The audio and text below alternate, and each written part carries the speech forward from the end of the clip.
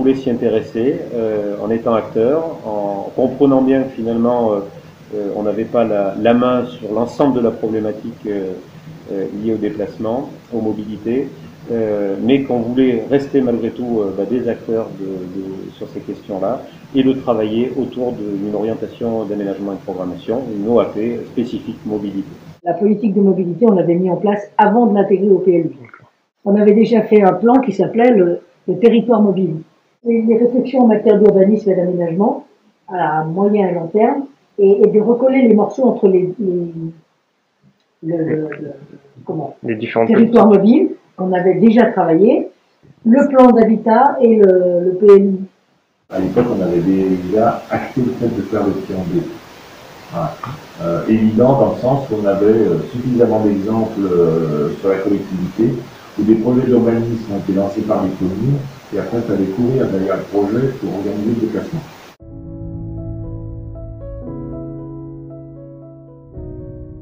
Travailler autour d'une orientation d'aménagement et de programmation, une OAP spécifique mobilité.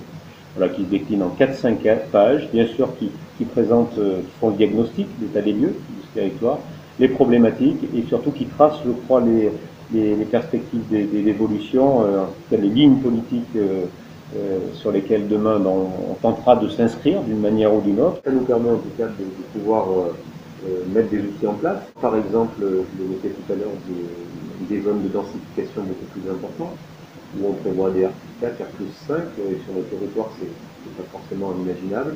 Par exemple, la préservation de l'urbanisation d'emprises foncières, et notamment celle liée à l'ancienne ligne SNCF. Je pense qu'on a plus essayé de travailler ensemble, plutôt que de dire le PLU a été un levier qui nous a permis de faire de la mobilité. C'est pas ça. De voir comment on mettait bien les choses, je veux dire, en cohérence, quoi. Entre l'urbanisation, où on met les secteurs à urbaniser, où on met l'évolution des lignes, ou plutôt, où sont les lignes de transport. Le principe même, c'est de dire, nous privilégions une chaîne de déplacement, et non pas un mode de transport. Donc, l'ensemble doit pouvoir se tricoter ensemble.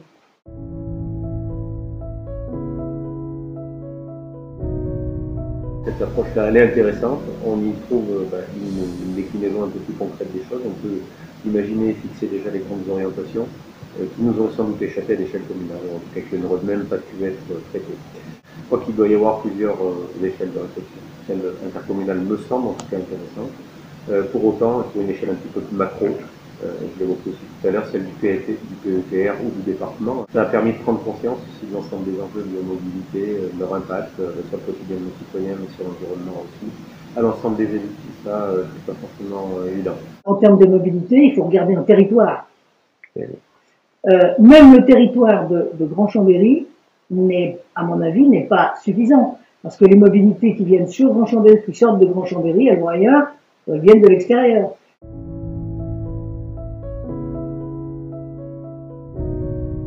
Il faut aussi des moyens pour tout ça et il est bien évident que quelquefois il y a un décalage entre même la volonté politique, qui en tout cas l'élaboration d'un tel document ne prévoit pas les moyens à mettre en place, et aussi la volonté des habitants. C'était beaucoup plus compliqué sur la partie PLU que sur la partie mobilité. D'autant que mobilité, ça préexistait, on l'avait travaillé, on avait le système de développement avant. Sur la mobilité, les maires qui sont dans l'intercommunalité, ils considèrent que c'est moins leur problème que l'urbanisme. Sur la mobilité, moi j'ai pas eu de gros débats avec les élus. Ils considéraient plutôt que c'était vraiment l'affaire de l'équipe qui travaillait là-dessus et des élus qui travaillaient dessus, en considérant qu'à partir du moment où, par exemple, ils avaient leur transport scolaire dans les petites communes rurales, où ils ont joué le jeu sur le covoiturage, mais ils ne se considéraient pas comme en charge directement de la mobilité, mais beaucoup plus comme un service qu'on rendait à leur commune. Mais néanmoins, ça a permis de dire à un moment donné, il va peut-être falloir mettre des parties relais à des bons endroits.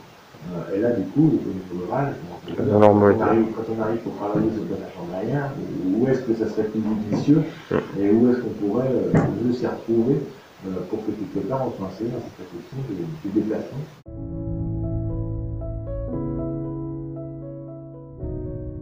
Je crois que la question des mobilités, c'est une question, et pour conclure, essentielle pour l'avenir, pour demain. Et on le voit aujourd'hui encore plus peut-être à travers ce fameux transfert de compétences qui est en train de s'organiser et qui nous amène à avoir ces réflexions.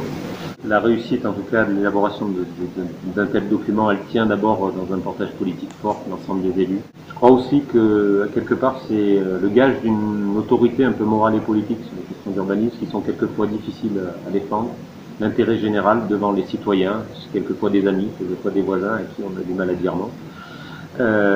Et là, pour le coup, une réflexion un peu plus globale, à une échelle, là encore, qui dépasse nos communes, c'est gage, en tout cas, je crois, de cette autorité morale et politique. De faire de l'urbanisme et de l'aménagement sans se préoccuper de où vous allez mettre les centres qui dégagent de la mobilité, parce que là où vous avez les générateurs de mobilité, et les générateurs de mobilité ils viennent à la fois des habitats et des secteurs où vous positionnez soit une zone d'activité, soit une zone industrielle, soit un lycée, etc. Moi, je conseillerais toujours de ne pas avoir une vision de la mobilité qui est juste mobilité sans se préoccuper de ce qui se passe à côté. Ça, à mon avis, c'est l'erreur fondamentale. Vous ne pouvez pas développer un territoire en matière d'urbanisme et d'aménagement sans développer les mobilités qui vont avec.